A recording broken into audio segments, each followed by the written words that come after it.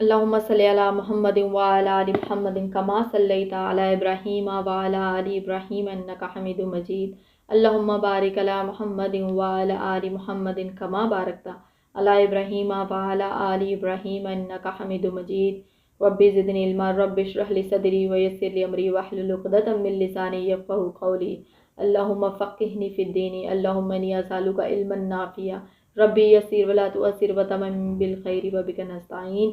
अस्सलाम वालेकुम वरहमतुल्लाह। कैसे हैं आप सब? उम्मीद है कि सब खैरियत से होंगे। और जितनी हम सूरह बकरा की तफसीर अब तक कर चुके हैं वो आप सब ने सुन ली होगी, और अगर किसी ने नहीं सुनी है किसी भी वजह से तो काइंडली आप लोग वक्त निकाल लें, क्योंकि वो बहुत छोटी वीडियोज़ हैं और तफसीर को बहुत ज़्यादा बयान नहीं किया गया। लेकिन अभी जो आगे हमारी तफासीर स्टार्ट होंगी उसमें कुछ चीज़ें ऐसी हैं कि जिसमें हमें पहले पूरा उस नबी का या उस सूरत हाल का वाक़या बयान करना पड़ेगा, और फिर उसके बाद हम साथ साथ तफसीर में भी पढ़ते चले जाएंगे। अगर हम सूरह बकरा को पहली रुकू से देखना शुरू करें तो आप लोगों ने सबने देख लिया था कि सूरह बकरा की जो पहली 5 आयात थी उसमें अल्लाह ताला ने मुत्तक़ियों के बारे में, परहेज़गारों के बारे में बताया था, और ये भी कहा था कि असल कामयाब ही ये लोग हैं। फिर हमने दूसरे रुकू में कुफ़ार के बारे में दूसरा जो ग्रोह पढ़ा था वो कुफ़ार का ग्रोह पढ़ा था, और साथ ही हमने तीसरा ग्रोह पढ़ा था मुनाफ़िकीन और फासिकीन का, फासिकों का, यानी कि ऐसे लोगों का कि जो दिल से ईमान नहीं लाए थे लेकिन बज़ाहिर वो मुसलमान हो गए थे, और फासिक ऐसे लोग जो खुल्ला मुखल्ला जो है वो गुनाह करते थे और बाज नहीं आते थे। इन सारे ग्रोहों के बाद अल्लाह ताला ने फिर इंसान को ये बताया कि तुम तख्लीक किस तरह किए गए थे। हज़रत आदम अलैहिस्सलाम का वाक़या हमने पढ़ा था पिछली वीडियो में, और अभी जो हम पढ़ने जा रहे हैं उसमें अल्लाह ताला ने बनी इसराइल को मुखातिब किया है, क्योंकि हमने जैसे पहले देखा था कि ये मदनी सूरा है, और मदनी सूरा में आपको पता है कि जब आप सल्लल्लाहु अलैहि वसल्लम हिजरत करके मदीना चले गए थे तो वहाँ पर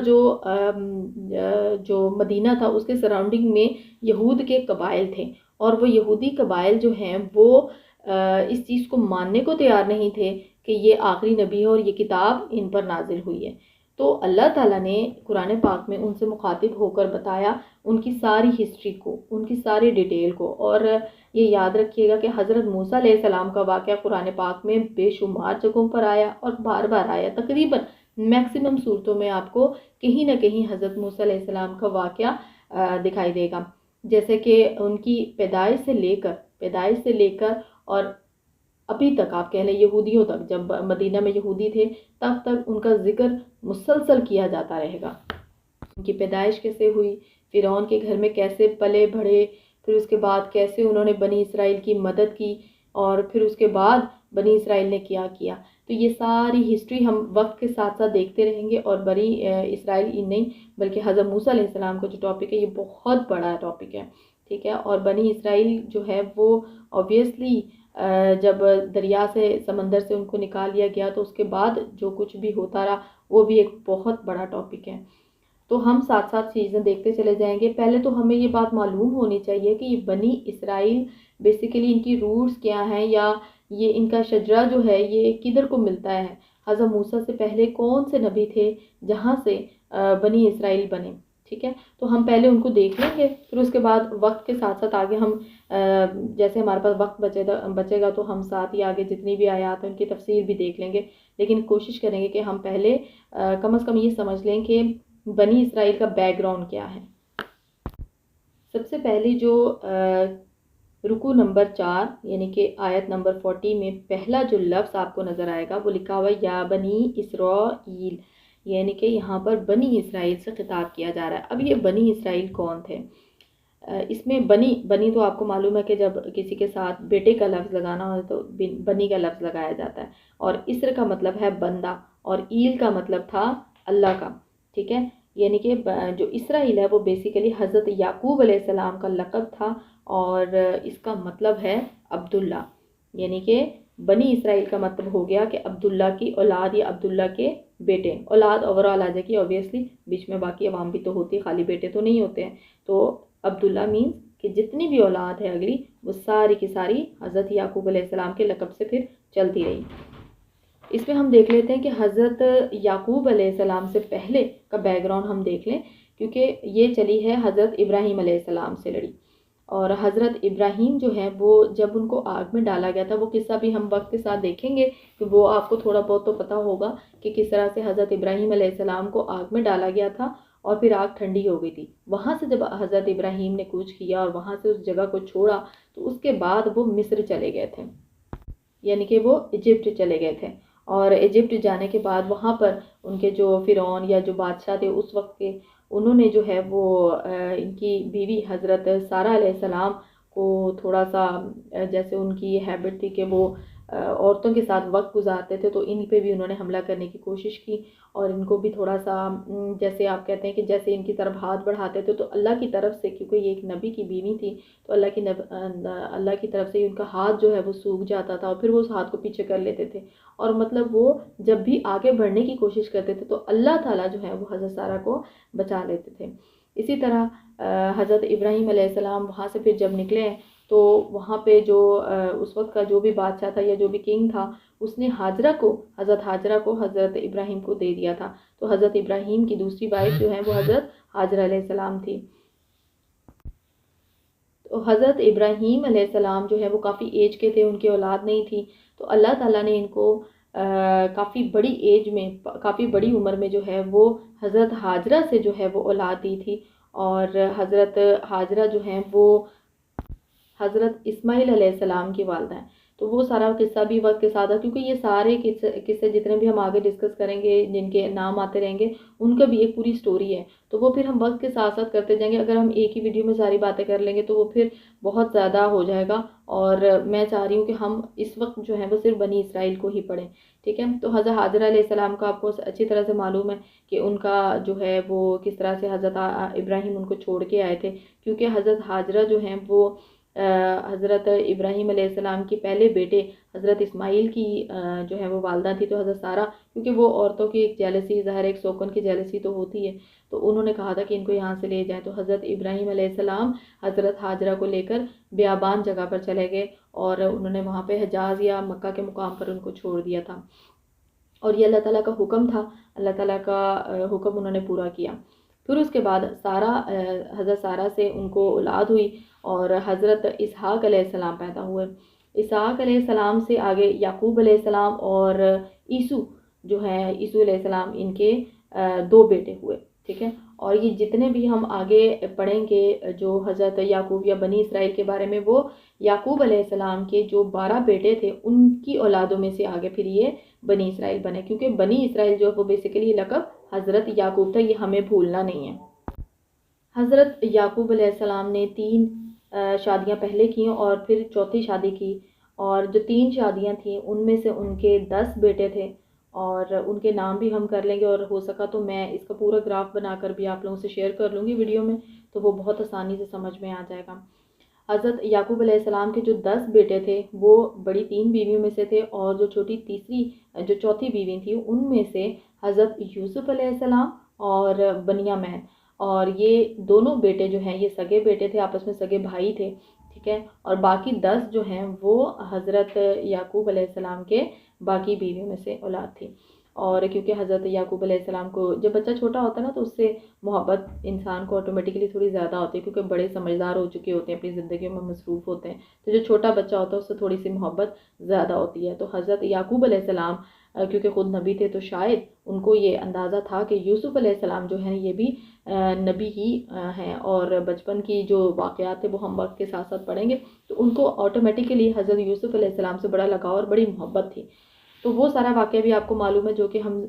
یوسف علیہ السلام کی ساری سٹوری آگے آتی رہیں گی مختلف صورتوں میں بھی، اور اس نام سے اپنی ایک صورت بھی ہے، اس میں بھی ہم سارا واقعہ پڑھیں گے۔ تو حضرت یعقوب علیہ السلام کی جو اولادیں ہیں ان کے ہم پہلے نام دیکھ لیتے ہیں۔ ان کے جو بڑے بیٹے تھے وہ روبن جو تھا وہ بڑا بیٹا تھا، اور اس نے جو ہے وہ بیسیکلی جب حضرت یوسف علیہ السلام کو کنویں میں ڈالنے کا جو مشورہ دیا گیا تھا وہ دیا تھا، اور یہ کہا تھا کہ ان کو قتل نہ کریں لیکن ان کو کنویں میں ڈال دیتے ہیں۔ شمون جو ہے وہ ان کا دوسرا بیٹا تھا، اور یہ کافی آپ کہہ لیں کہ بہادر قسم کا انسان تھا۔ اور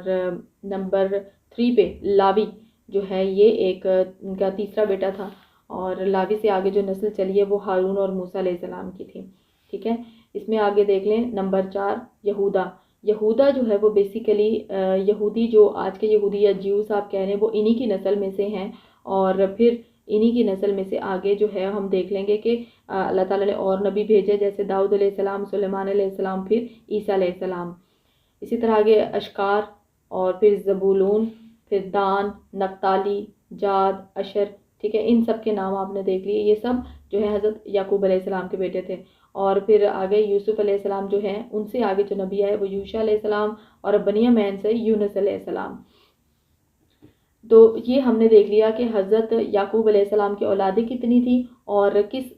بیٹے سے کون سی نسل چلی. تو یہ یہودا سے آپ یاد رکھیے گا کہ جو یہودی آج کے ہیں وہ اسی نسل سے اور ان کے اسی بیٹے کی آگے نسل سے پیدا ہوا. اس کے علاوہ ہم حضرت موسیٰ علیہ السلام کو دیکھیں تو یہ حضرت یعقوب کے بیٹے لاوی کی آگے نسل میں سے ہیں، اور جنہوں نے پوری اب کہہ رہے ہیں کہ ہسٹری رقم کی، یہود و نصارہ کی، بنی اسرائیل کی، اور ان سے آگے جو ہے وہ ہم سٹوری پڑھیں گے اس کے اندر، سورہ کے اندر. اور انشاءاللہ یہ ہم کوشش کریں گے کہ آج ہمارا یہ رکوع جو ہے وہ مکمل ہو جائے. اعوذ باللہ من الشیطان الرجیم، بسم اللہ الرحمن الرحیم. یا بنی اسرائیل اذکروا نعمت التی انعمت علیکم واوفوا بعہدی اوف بعہدکم وإیای فارہبون. اے بنی اسرائیل، یہ خطاب کس سے ہے؟ یہ خطاب ہے بنی اسرائیل سے. میری اس نعمت کو یاد کرو جو میں نے تم پر انعام کی، اور میرے عہد کو پورا کرو، میں تمہارے عہد کو پورا کروں گا، اور مجھ ہی سے ڈرو.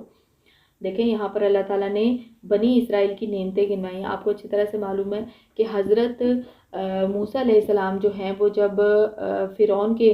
گھر میں پلے بڑھے، اور پھر اس کے بعد جب نبوت ان کو ملی ہے، پھر اس کے بعد جب انہوں نے ان کو کہا کہ تم جو اتنے ظلم و ستم کرتے ہو بنی اسرائیل پہ، تو تم ایک کام کرو، تم ان کو چھوڑ دو. اچھا، یہاں پر نا میں آپ کو تھوڑی سی ہسٹری بتاتے چلوں کہ بنی اسرائیل بیسیکلی آباد کیسے ہوئے تھے. ہم نے وہ جانے بغیر ہم آگے نہیں بڑھ سکتے، کیونکہ ہمیں معلوم ہی نہیں ہوگا. حضرت ابراہیم کا ہم نے تذکرہ کیا تھا کہ حضرت ابراہیم علیہ السلام جو ہے وہ مصر میں گیا، اور مصر سے وہ پھر دوبارہ واپس فلسطین چلے گئے، اور پھر وہاں سے انہوں نے حضرت ہاجرہ کو جو ہے وہ مکہ میں چھوڑا. ٹھیک ہے، لیکن حضرت جو یعقوب علیہ السلام جب پیدا ہوئے ہیں، جو کہ آگے حضرت اسحاق علیہ السلام کی اولاد میں سے تھے، تو حضرت یعقوب علیہ السلام کے جو بیٹوں نے جیلسی میں اور حسد میں حضرت یوسف علیہ السلام کے ساتھ کیا، ان کو کنویں میں ڈال دیا. ٹھیک ہے، کنویں میں جب ڈال دیا تو وہ خود تو چلے گئے، اور انہوں نے پروف کے طور پہ ان کی شرٹ اتاری، اور شرٹ کو اتار کے وہاں پہ کوئی بھیڑیا وغیرہ تھا، اور ان کو خون لگا کر اس کو، اور جا کے حضرت یعقوب کو پکڑا دیا کہ یہ حضرت جو یوسف ہے، تو یوسف کی یہ شرٹ ہے. تو ان کو بھیڑیے نے کھا لیا، لیکن وہ ان کو پتہ چل گیا تھا کہ یہ جھوٹ بول رہے ہیں. تو وہاں سے جب کنویں کے پاس سے کوئی قافلہ وغیرہ گزرا، تو انہوں نے کیا کیا کہ حضرت یوسف علیہ السلام کو وہاں سے نکال لیا، یعنی کہ پانی کے لیے انہوں نے ڈول اندر ڈالا، تو ان کو لگا کہ اندر کوئی ہیومن بینگ ہے، کوئی انسان ہے اندر. اور جب انہوں نے باہر نکالا تو ایک خوبصورت بچہ تھا. اور آپ کو پتہ ہے کہ پہلے زمانوں میں کیا ہوتا تھا کہ یہ جتنے بھی لوگ ہوتے تھے، وہ غریب لوگ بیچارے، ان کو ایز اے غلام خرید ہی لیا جاتا تھا اور بیچا بھی جاتا تھا. ٹھیک ہے، جیسے چیزیں جو ہیں وہ خریدی اور بیچی جاتی ہیں، بالکل اسی طرح غلام کو خریدا جاتا تھا، اس سے کام کاج لیے جاتے تھے، اور پھر اس کو بیچا بھی جاتا تھا. ٹھیک ہے، اسی طرح انہوں نے کہا کہ یہ تو مال ہمارے ہاتھ آ گیا ہے، اس قافلے کے لوگوں نے کہا. پھر انہوں نے جا کے بازار میں اس کو حضرت یوسف علیہ السلام کو بیچ ڈالا. وہاں سے کسی امیر بندے نے ان کو خرید لیا، اور خریدنے کے بعد گھر میں رکھا، اور بڑی ان کو ایک اچھی زندگی دی. ٹھیک ہے، اور پھر اس کے بعد، اور اس میں بھی آپ کو معلوم ہے کہ جب حضرت یوسف علیہ السلام بڑے ہوئے ہیں، تو جس کے گھر میں بڑے ہوئے تھے اس کی بیوی زلیخا کی جو ہے نا وہ نیت خراب ہو گئی، اور وہ واقعہ بھی ہم سورہ یوسف میں پڑھیں گے. تو اس میں کیا ہوا تھا کہ ان کو جیل میں ڈال دیا گیا تھا. ٹھیک ہے، اور جیل میں جو ہے وہ ان کے ساتھی جو 2 عدد وہاں پہ پہلے موجود تھے یا بعد میں اس میں لائے گئے تھے، تو انہوں نے خواب دیکھا، اور خواب کی تعبیر جو حضرت یوسف علیہ السلام نے بتائی وہی ہوئی تھی. تو اس شخص نے پھر حضرت یوسف علیہ السلام کو یاد رکھا، اور جب وہ باہر نکلا تو جو وہاں کے مصر کا جو بادشاہ تھا اس کے دربار میں جو ہے وہ اس کا مطلب اس کا درباری تھا وہ. اور جب وہاں کے بادشاہ کو خواب آیا تو جب بہت سارے کہان اور اس طرح کے لوگ بلائے گئے جو خواب کی تعبیر بتاتے تھے تو وہ سیٹسفائیڈ نہیں ہوا. اس پر جو ہے وہ جو درباری تھا اس کو یاد آیا کہ اس نے جو جیل میں جس نے اس کی خواب کی تعبیر بتائی تھی وہ بالکل ٹھیک تھی. تو ان جو بادشاہ تھا ان کو حضرت یوسف کا بتایا. تو انہوں نے کہا کہ ان کو نکال کر لائیں. ٹھیک ہے, جب حاضر کیا گیا انہوں نے اپنے خواب بتایا, خواب کی تعبیر پھر حضرت یوسف نے بتائی اور کس طرح سے انہوں نے غلہ جو ہے وہ جمع کرنا شروع کر دیا. پھر قحط سالی کے زمانے میں وہ کام آیا. اب یہاں سے ٹرننگ پوائنٹ آتا ہے حضرت یوسف علیہ السلام کی فیملی سے ملاقات کا.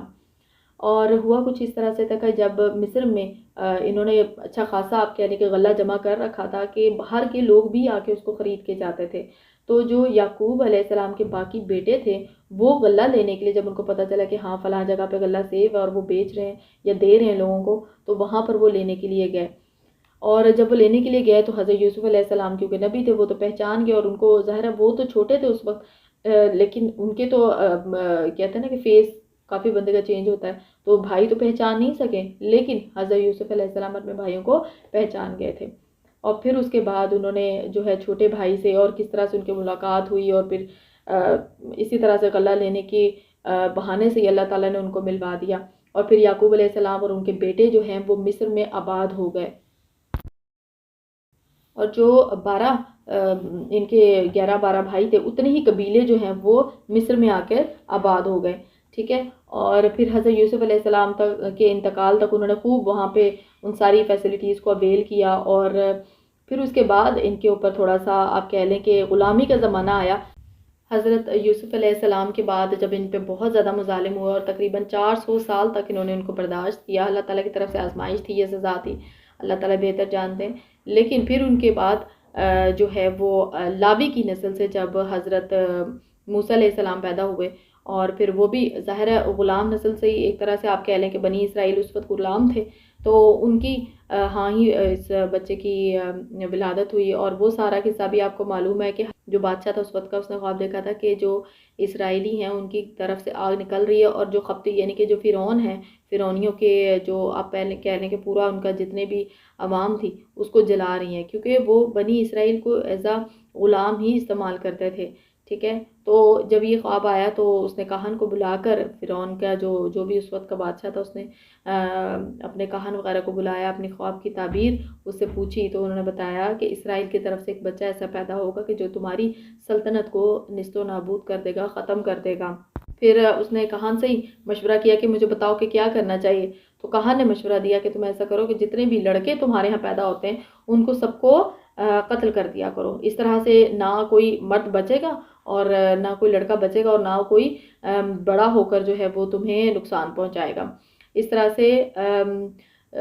ہر سال یعنی کہ آپ کہہ لو کہ ریگولرلی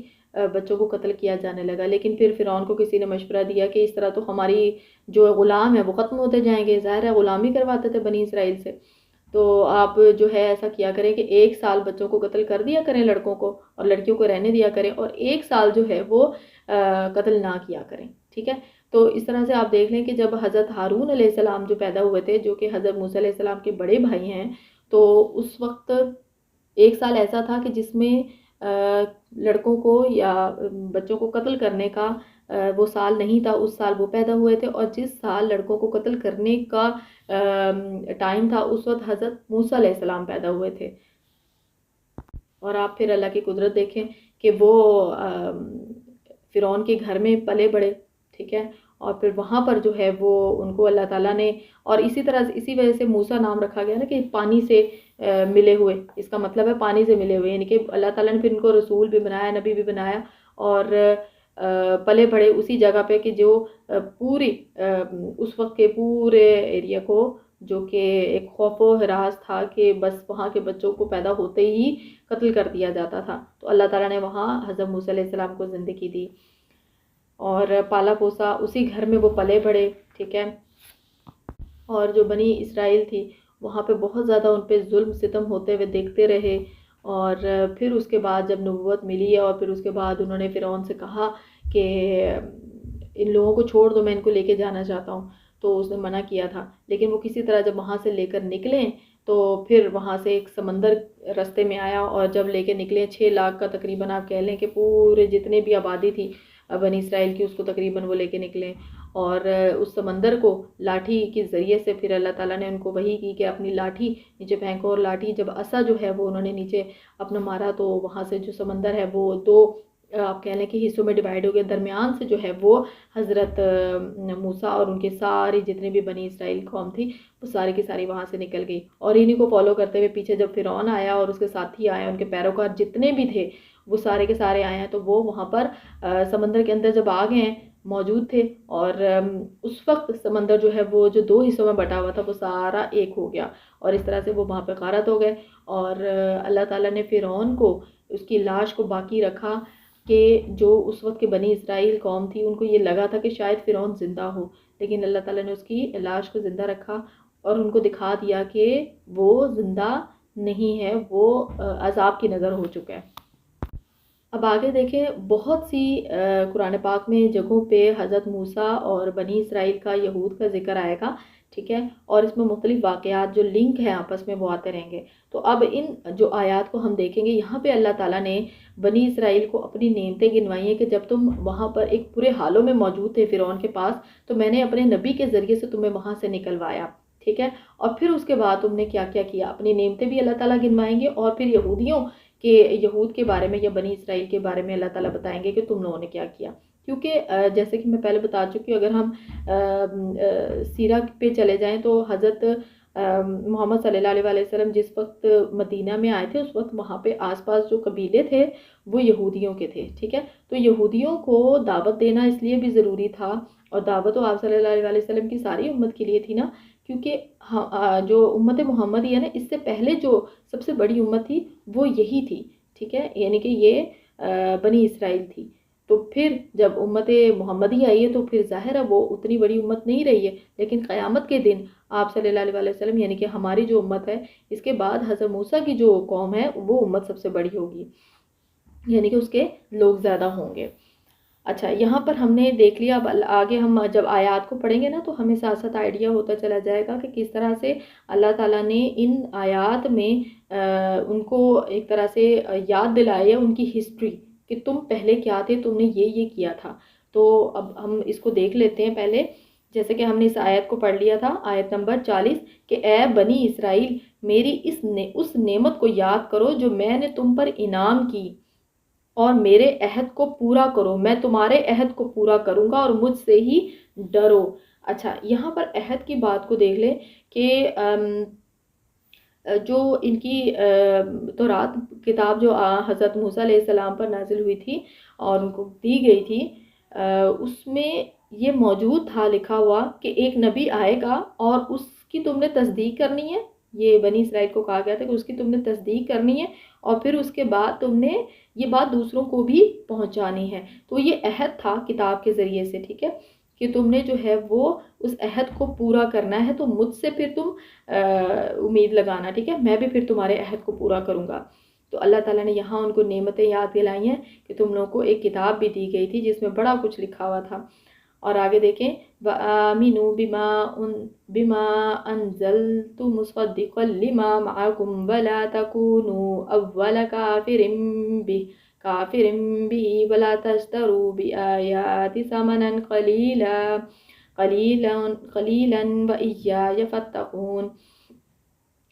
اور اس کتاب پر ایمان لاؤ جو میں نے تمہاری کتابوں کی تصدیق میں نازل فرمائی ہے، اور اس کے ساتھ تم ہی پہلے کافر نہ بنو، میری آیتوں کو تھوڑی تھوڑی قیمت پر فروخت نہ کرو، اور صرف مجھ سے ہی ڈرو۔ اچھا، یہاں پر نا بڑی اہم بات کی گئی ہے تصدیق کی، یعنی کہ جیسے میں نے پہلے بتایا کہ تورات جو ہے وہ ان کے اوپر نازل ہوئی ہے، اور ان کو معلوم تھا کہ نبی پاک صلی اللہ علیہ وسلم ہی آخری نبی ہیں، تو ان کا کام تھا کہ یہ دوسرے لوگوں کو بھی تصدیق کرتے اور آسانیاں پیدا کرتے، لیکن انہوں نے کیا کیا، انہوں نے ایسا نہیں کیا، یعنی کہ تمہاری کتابوں میں جو بات لکھی ہوئی تھی نا اس کی تصدیق میں یہ کتاب میں نے نازل فرمائی ہے۔ آگے دیکھیں کہ اس کے ساتھ تم ہی پہلے کافر نہ بنو۔ دیکھیں نا، پہلے کافر سے مراد کیا ہے کہ اگر یہ انکار کرتے ہیں حضرت محمد کا اور پھر انکار ہو جاتا ہے قرآن کا، اور اگر یہ قرآن کا انکار کرتے ہیں تو انکار ہو جاتا ہے نبی پاک کا، ٹھیک ہے. تو آپ صلی اللہ علیہ وسلم کا انکار کرنے والے یا قرآن کا انکار کرنے والے تو مسلمان نہیں ہو سکتے، ٹھیک. تو ان کو پہلے کافر اس لیے کہا گیا کہ تمہارے اوپر ذمہ داری تھی، ٹھیک ہے، کہ تم پر ایک تو تمہیں علم دیا گیا تھا، تمہیں کتاب دی گئی تھی، تمہیں معلوم تھا، اور تم اس سے محروم رہے، اور تم نے اس سے دوسروں کو بھی محروم رکھا ہے. تم نے جو ہے وہ اس میسج کو، جو عہد اس میں دیا گیا تھا، جو تصدیق کرنے کی کتاب دی گئی تھی، نبی کا بتایا گیا تھا، وہ تم نے نہیں کیا، تو تم پہلے کافر مت بن جاؤ، ٹھیک ہے. اور یہ تنبیہ کے طور پہ کہا گیا یہودیوں کو کہ تم اولین کافر مت بنو. اس میں یہ کہ کیونکہ یہود اگر مان لیتے تو مدینہ میں امن ہو جاتا، کیونکہ جب آپ صلی اللہ علیہ وسلم مدینہ میں ہجرت کر کے گئے ہیں نا، تو اس وقت وہاں پہ اوس اور خزرج کے جو لوگ ہیں میکسیمم لوگ جو ہیں وہ مسلمان ہو چکے تھے، صرف یہود جو ہیں وہ رہ گئے ہوئے تھے، یا کچھ منافقین جن کا ذکر کیا گیا، وہ مسلمان تو ہو گئے ہوئے تھے لیکن دل سے مسلمان نہیں ہوئے تھے، لیکن بظاہر وہ مسلمان ہی تھے. اب آگے دیکھیں، اور میری آیتوں کو تھوڑی تھوڑی قیمت پر فروخت نہ کرو اور صرف مجھ ہی سے ڈرو. اچھا، یہ تھوڑی قیمت پر فروخت نہ کرو کا مطلب یہ نہیں ہے کہ جیسے بیچا جا رہا ہو کہ زیادہ معاوضہ دے کے تو ان کے الفاظ میں رد و بدل کر کے ان کو حکم الہی کا جو ہے آپ کہہ لیں کہ سودا کیا جائے، بلکہ اس کا مطلب یہ ہے کہ اللہ تعالیٰ کے جو احکام ہے نا، جو اللہ تعالیٰ نے، آپ کہہ لیں کہ اللہ تعالیٰ نے جو آپ کو بتایا ہے کہ یہ اطاعت کرنی ہے، یہ تمہیں آرڈر دیے گئے ہیں، نماز، قرآن اور یہ باقی چیزوں کا، اگر اس کو چھوڑ کر اس کے مقابلے میں جو دنیاوی مفادات ہے، دنیاوی جو فائدے، ان کو تم اہمیت دو،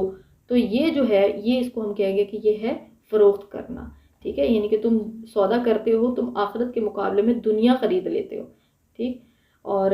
اس آیت میں بیسیکلی خطاب تو یہود سے کیا گیا ہے، لیکن ہم اگر آج کی بات کرتے ہیں تو آج کے حساب سے بھی تو ہم نے قرآن پاک کو دیکھنا ہے، تو آج بھی ایسے ہی ہے کہ انسان جو ہے، مسلمان جو ہے، وہ اس کو معلوم ہے کہ اس کو کیا میسج دیا گیا ہے، اس کو معلوم ہے کہ اللہ تعالیٰ نے اس سے کیا کہا ہے، کہ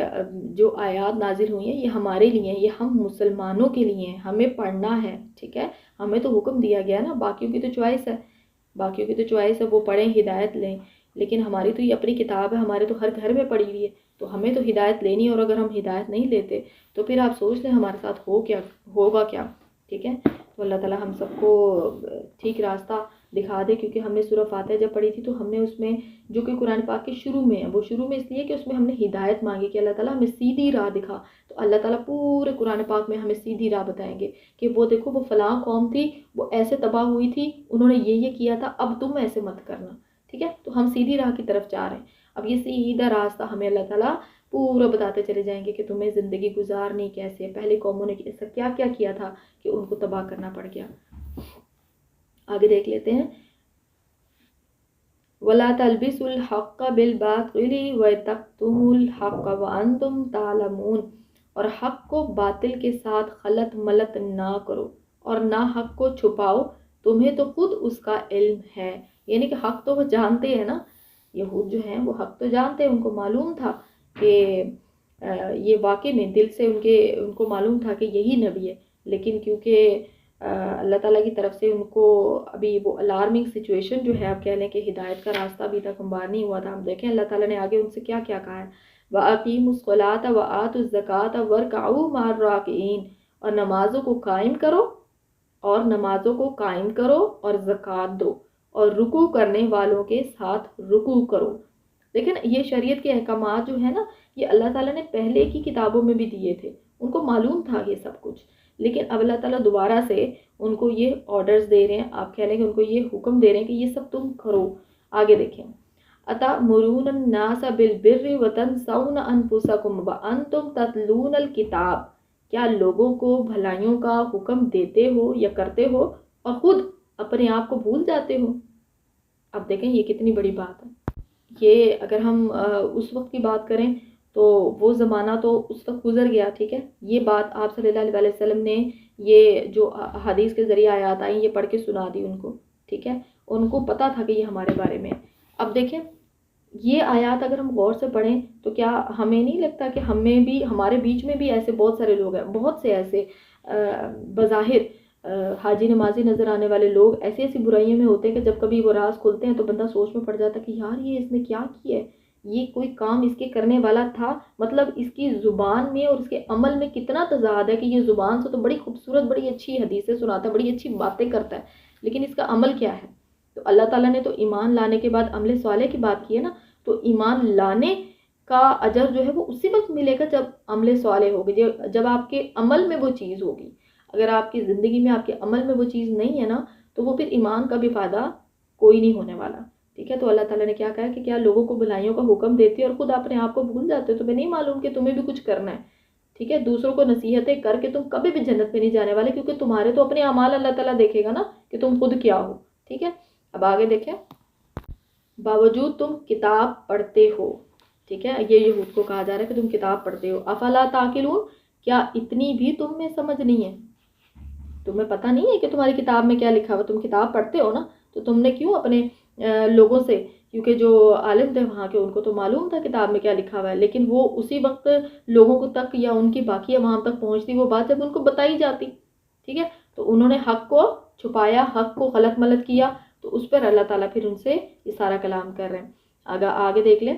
وَاسْتَعِينُوا بِالصَّبْرِ وَالصَّلَاةِ وَإِنَّهَا لَكَبِيرَةٌ إِلَّا عَلَى الْخَاشِعِينَ، اور صبر اور نماز کے ساتھ مدد طلب کرو، یہ بڑی چیز ہے مگر ڈر رکھنے والوں پر۔ اچھا یہاں پر نا ایک اور کرنا ہے آپ نے، ہم نے 30 پارہ میں بھی یہ بات پڑھی تھی یہ چیز کہ ڈر رکھنے والوں پہ یہ چیز اثر کرے گی، ٹھیک ہے؟ لیکن جو ڈر نہیں رکھے گا، جو خوف نہیں رکھے گا اللہ تعالیٰ کا، جو اس چیز کا اس کو خیال ہی نہیں ہوگا کہ اس کا عمل کیا ہے اور اس کو اس کا جواب دینا ہے، اس کو ڈر ہی کوئی نہیں ہے، تو پھر وہ اس کا انجام تو پھر اللہ تعالیٰ جگہ جگہ بتا رہے ہیں کہ اس کا انجام کیا ہوگا۔ تو یہاں پہ اللہ تعالیٰ نے کہا ہے کہ جب بھی تم تکلیف میں ہو، مشکل میں ہو، کوئی پریشانی میں ہو، تو صبر سے اور نماز سے، ان دو چیزوں سے آپ نے مدد طلب کرنی ہے۔ اور یہ ہے کہ آپ صلی اللہ علیہ وسلم بھی جب کسی پریشانی میں ہوتے تھے تو کوئی اہم معاملہ ان کو پیش آتا تھا تو آپ فوراً جو ہے وہ نماز پڑھا کرتے تھے، نماز کا اہتمام کرتے تھے، اور نماز اور صبر جو ہے وہ انہی لوگوں پہ آپ کہہ لیں کہ آسان ہوگی جو اس کو ریگولرلی پریکٹس کرتے ہوں گے، جو دل سے پڑھتے ہوں گے، جن کو پتہ ہوگا کہ ان کی نمازوں کا ان کو آخرت میں اجر بھی ملے گا اور دنیاوی مسائل بھی بہت سارے حل ہوتے ہیں، ٹھیک ہے؟ اللہ تعالیٰ دنیا میں بے شمار نماز کے فوائد دیتے ہیں اور آخرت میں تو اوبیسلی پھر اس کا صلہ ملے گا، ٹھیک ہے؟ اور اس میں بڑی اہم بات میں تھوڑے دن پہلے ایک جگہ پہ سن رہی تھی کہ شرک کرنے والے کچھ ایسے مزاروں کو پوجنے والے لوگ کہہ رہے تھے کہ صبر اور نماز سے مدد کا کیوں کہا گیا ہے؟ اگر صبر اور نماز سے مدد لی جا سکتی ہے تو فوت شدہ قبرستان میں جو ہیں، جو مزاروں میں دفن ہیں، ان سے کیوں نہیں مدد طلب کی جا سکتی؟ تو نعوذ باللہ، اللہ تعالیٰ نے تو ایسا کچھ بھی نہیں کہا۔ صبر اور نماز جو ہے یہ تو اللہ تعالیٰ کی عبادت ہے نا، اللہ تعالیٰ کی عبادت کے رکن آپ کہہ لیں کہ نماز جو ہے وہ پڑھتا ہے تو انسان اللہ تعالیٰ کے قریب ہو جاتا ہے، اللہ تعالیٰ سے وہ دعائیں مانگتا ہے، تو اللہ تعالیٰ کی سے دعاؤں کے ذریعے وہ مدد طلب کر رہا ہوتا ہے نا، ٹھیک ہے؟ تو اب ان چیزوں سے مدد طلب کرنے کا مطلب یہ نہیں کہ ہم شرک کر کے کسی بھی قبر میں دفن کسی بندے سے مدد طلب کرنا شروع کر دیں، اس طرح تو پھر جتنے بھی اللہ معاف کرے انبیاء ہیں ان کی ساری قبرستان جو ہے ساری قبریں جو ہے وہ مزار بنے ہوتے، جبکہ ایسا تو نہیں ہے۔ اب آگے دیکھ لیتے ہیں، الذین یظنون انہم ملاقو ربہم وانہم الیہ راجعون، جو جانتے ہیں کہ اپنے رب سے ملاقات کرنے والے ہیں، اور جو جانتے ہیں کہ اپنے رب سے ملاقات کرنے والے اور اسی کی طرف لوٹ کر جانے والے ہیں۔ اب دیکھیں، جو جانتے ہیں نا ان چیزوں کو وہی اللہ تعالیٰ کی عبادت بھی کریں گے اور اللہ تعالیٰ سے قرب بھی حاصل کرنے کی کوشش کریں گے۔ تو یہاں پر ہم نے جو ہے وہ رکوع نمبر 5 تک ہم نے پڑھ لیا ہے، یعنی کہ ہمارے یہ آیت نمبر 46 تک ہم نے کر لیا ہے، آیت نمبر 40 سے لے کر 6 آیتیں ہم نے کر لی ہیں۔ انشاءاللہ باقی کا بھی آگے ہمارے پاس جو رکوع ہیں تقریباً 10 رکوع ایسے ہیں جو کہ بنی اسرائیل پہ ہی ہیں 10ویں رکوع تک، اور یہ ہم مزید آگے دیکھیں گے کہ کتنی اللہ تعالیٰ نے تفاسیر بیان کی ہیں اور کیا کیا ان کو نعمتیں دی ہیں اللہ تعالیٰ نے، وہ ساری گنوائی، اور جو بیچ میں واقعات آتے رہیں گے وہ بھی ہم انشاءاللہ تعالیٰ ساتھ ساتھ ہی پڑھتے رہیں گے۔ ابھی تک کے لیے بس اتنا ہی۔ اللہ تعالیٰ ہم سب کو نیک عمل کرنے کی توفیق دے، اور تفسیر کے دوران اگر کوئی غلط بات ہمارے منہ سے نکل جائے تو اللہ تعالیٰ ہمیں معاف فرما دے اور ہمیں ٹھیک بات آگے تک پہنچانے کی توفیق عطا فرمائے۔ وَمَا عَلَيْنَا إِلَّا الْبَلَاغُ الْمُبِينُ۔